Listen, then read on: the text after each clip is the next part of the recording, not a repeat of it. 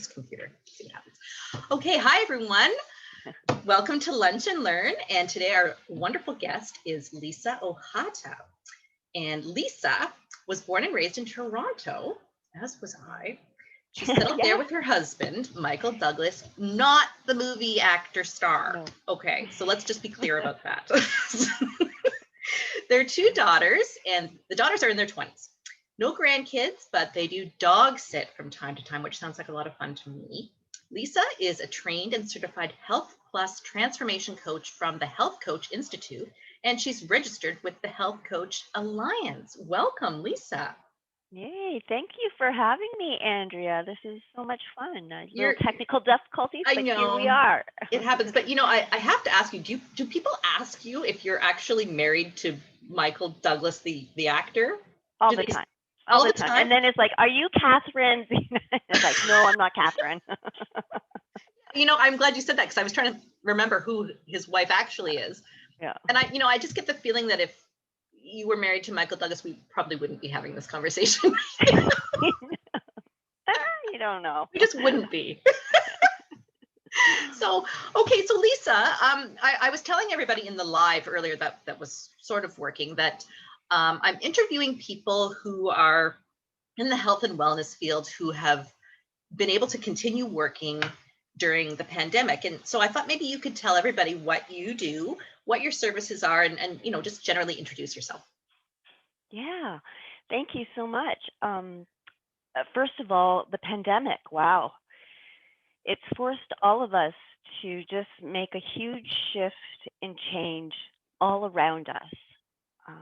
It really has. It's quite a historic time. We're in the middle of history right now.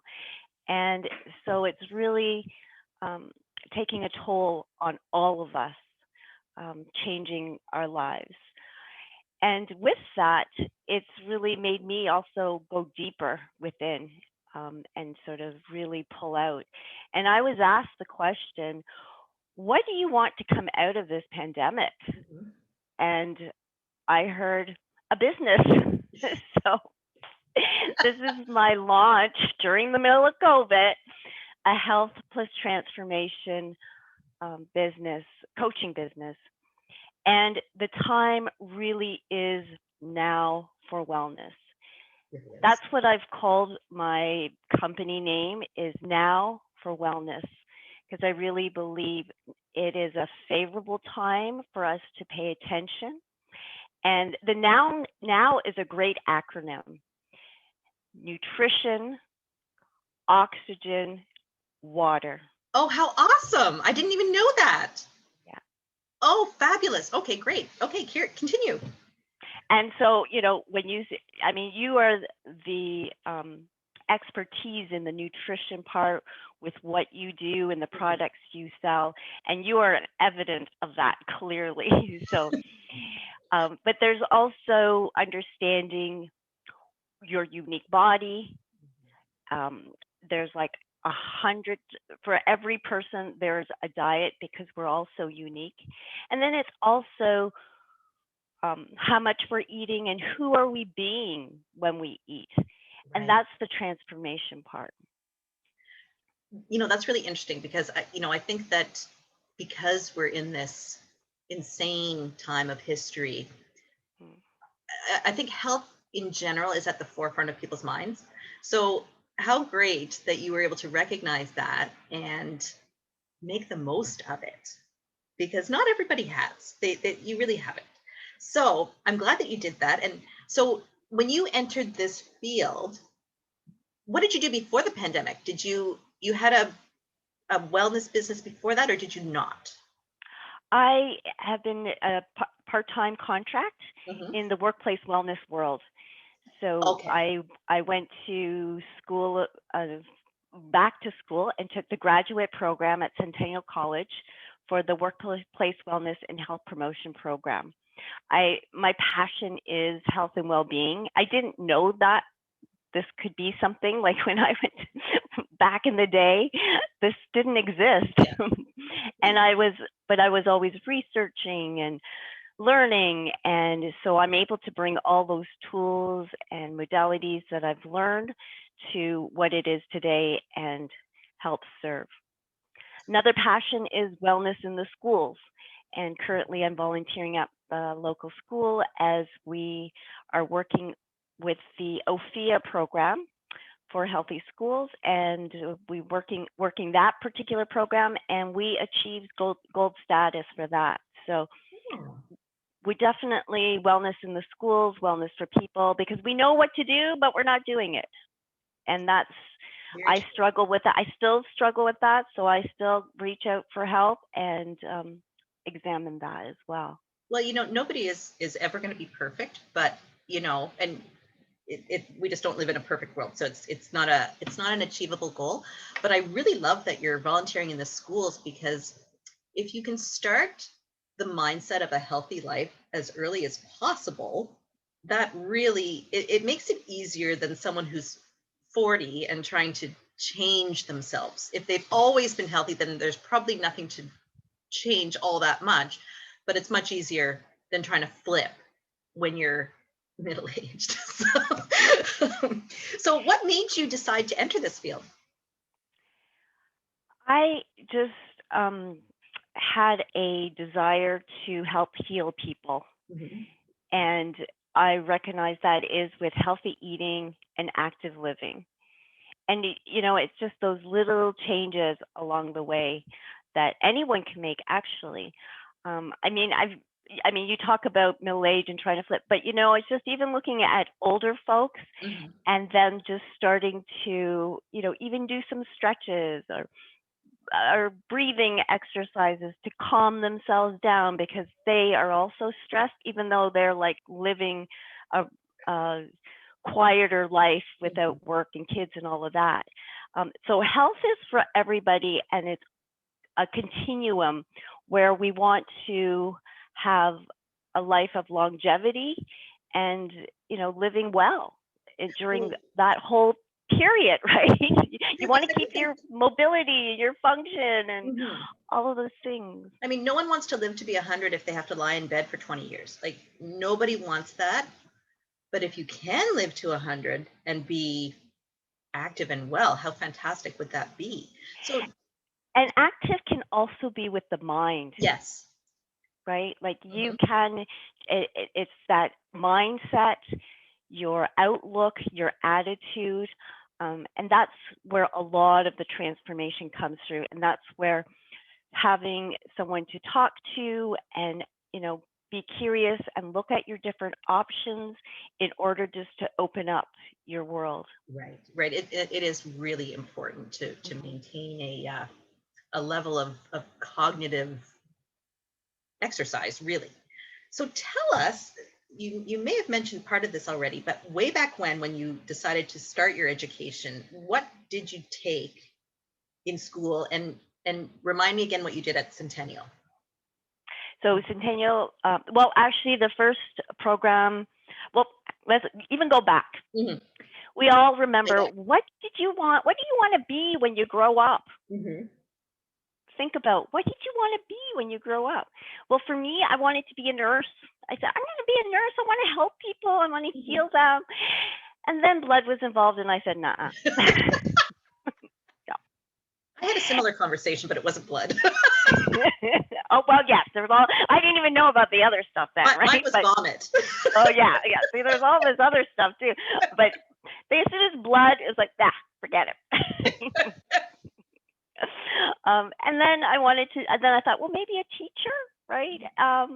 But I ended up going to school for television broadcasting, Oh. and it was quite a remarkable, interesting world. But it didn't last long because I was swept off my feet by Michael Douglas, and Oh. that's when I got married and had two kids and lived happily ever after. And so that was my real dream.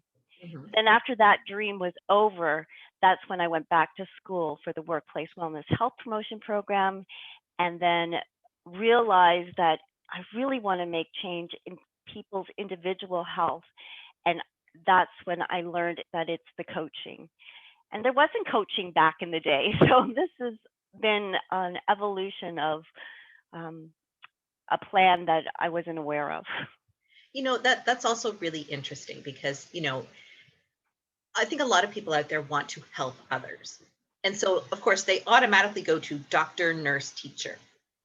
There's so many more things. There's so many other options that don't fall into those three categories, but they're still related. And, I mean, I have a son who's sort of exploring his options at the moment. So all of this has been in my head recently. And you are so right that back in the day, who knew what a health coach? What is that? It didn't exist. Didn't exist. But now that it does, how great that we can go back to school if we need to and, do what we really were meant to do. So that's fantastic. So tell us now why. I mean, we know that you want to help people. What's the most exciting transformation that you see, just generally, without mentioning names or real details, of course, but why do you do what you do? Wow. Because that's Yeah, the most important part. I mean, yeah, you can tell us what you do all day long, but it's the why that's really important. it's the one person changing their lives, and then that's affecting other people. I saw that with Right. this one person. She was full of anxiety. She was stuck in her business. She wasn't moving forward. She was also involved in a whole lot of other things in her community and helping, and she's actually in a leadership role. Mhm. And when we dove deep and sort of helped her to understand what's meaningful and what was meaningful for her in way of her time, and she started to put energy into that business, creative business that she was in. um, she was starting to feel satisfied, more content, and happier. And this and the tools she learned also, she is now sharing with the people that she leads. And Wonderful. she's now, in a relationship where she's more present. And so it's that change with her that ripples out to the other people around them. And that's with all the people that I work with. You just see this ripple effect that just goes out in outward, and it's just such a beautiful thing. That must be really satisfying for you and, rewarding for you as a human being. That must be a rewarding thing to watch. Yeah, How wonderful. So, okay, so just but to this is my heart calling. well, yeah, Someone else's heart calling is something different, it right? is. And so for me, this is what makes, like, for some, this people, like, they would like, no, I don't want to do that, right? So it's all what your calling is and understanding that. And so I know that's how I uncovered that. This was helped.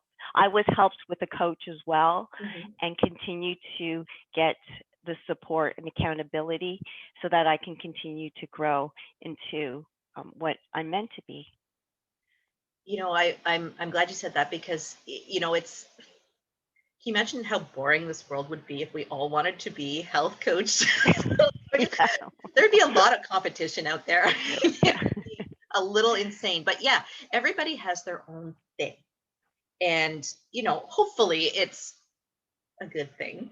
Um, for most people, I think it is. I think most people are, decent. So, but everybody has their own passions. And, I think a lot of people can produce a ripple effect somehow. It's just finding how to do it and what path to take to achieve that.